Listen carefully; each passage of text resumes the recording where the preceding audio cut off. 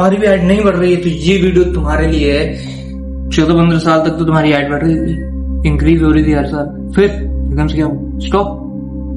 So problem नहीं है कुछ, सारा सोल्यूशन बताऊंगा। 4 मैं ऐसे पॉइंट बताने जा रहा हूं मैं इस वीडियो में जो कि तुम्हारी हाइट के लिए सबसे ज्यादा रिस्पॉन्सिबल है।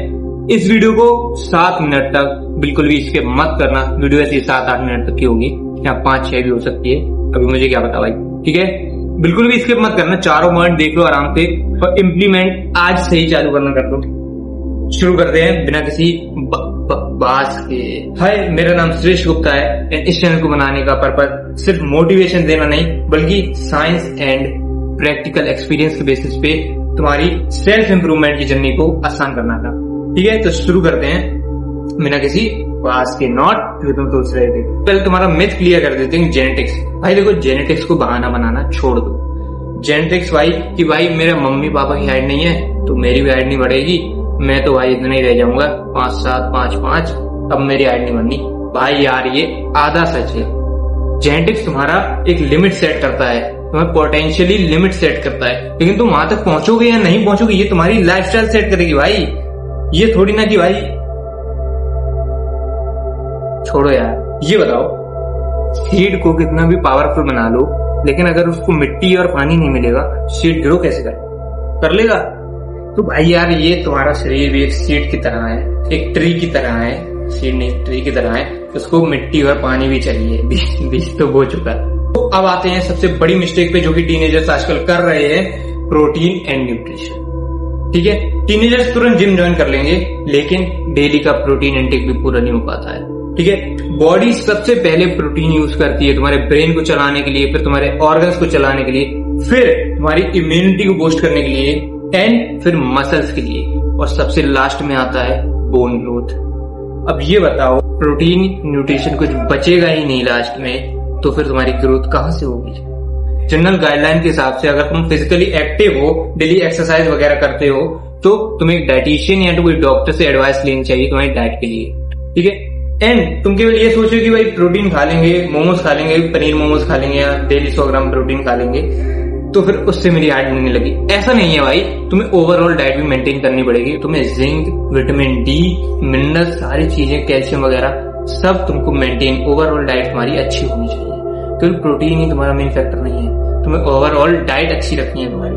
देखो स्क्रीन पे मैं दे भी दे रहा हूँ तुम्हें क्या क्या करना है, इसका स्क्रीनशॉट ले लेना ध्यान से, कैसे कैसे तुम्हारी बॉडी काम करती है। नेक्स्ट पॉइंट पे आते हैं, sleep is the secret weapon. सच बताओ कितने बजे तुम सोते हो? 1 बजे, 2 बजे, 3 बजे, कितने बजे सोते हो?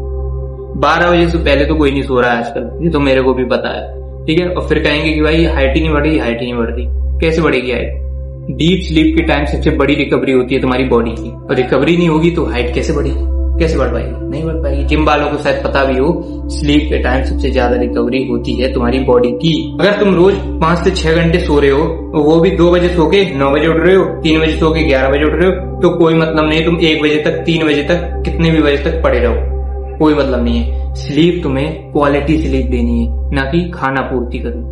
क्वालिटी स्लीप मतलब 8 बजे सो, 6 बजे उठो। 8 बजे तो नहीं सो पाओगे, 10 बजे सो, 8 बजे उठ जाओ, 9 बजे उठ जाओ, लेकिन कोशिश करो 11 बजे तक सो जाओ। सो नहीं जाओ तो एटलीस्ट स्टार्ट तो ऐसे करो कि 11 बजे से पहले बेड पे तुम लेट जाओ, ना कि मोबाइल चलाओ। और कोशिश करो अपना स्क्रीन टाइम कम करो।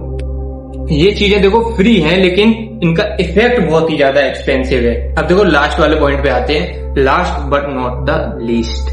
याद रखना, स्ट्रेस एंड लाइफस्टाइल।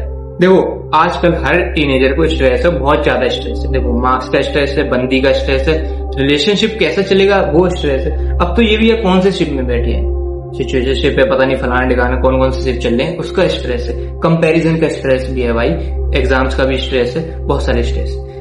देखो फालतू के स्ट्रेस मत लो, अपने जो सही से स्ट्रेस है, जैसे अपने करियर के बारे में सोच रहे हो, अपने माता पिता के बारे में सोच रहे हो तो भाई ठीक है, उनके फ्यूचर के बारे में, अपने फ्यूचर के बारे में सोच रहे हो तो भाई स्ट्रेस लेना ठीक भी है। अगर तुम अननेसेसरी स्ट्रेस को लिए जा रहे हो कोई फर्क नहीं पड़ना भाई तुम्हारी हाइट में। अननेसेसरी स्ट्रेस को लिए जा रहे हो तो तुम्हारी हाइट में भाई इफेक्ट वो डालेगा, पर नेगेटिव इफेक्ट डालता है स्ट्रेस, ठीक है। तो स्ट्रेस को बैलेंस करना सीखो एंड स्क्रीन टाइम कंट्रोल करो, एक्सरसाइज करो। डेली नहीं कर पाओ तो हफ्ते में 3-4 दिन तो स्टार्ट कर ही दो, अगर नहीं करते हो तो वेल एंड गुड है। देखो एक बात याद रखना, हाइट तुम्हारी कोई मैजिक से इंक्रीज नहीं होगा कि भाई कोई आएगा तुम्हें जड़ी बूटी देगा आके तुम्हारी हाइट 5'7" से 6'11" हो जाएगी या 5'11" हो जाएगी, ऐसा कुछ नहीं होना। देखो हाइट तुम्हारी डेली एक्टिविटीज और डेली हैबिट्स बेसिस पे बढ़ती है, ये कोई मैजिक नहीं है कि भाई तुरंत हमने जड़ी बूटी खा ली और हो गया काम।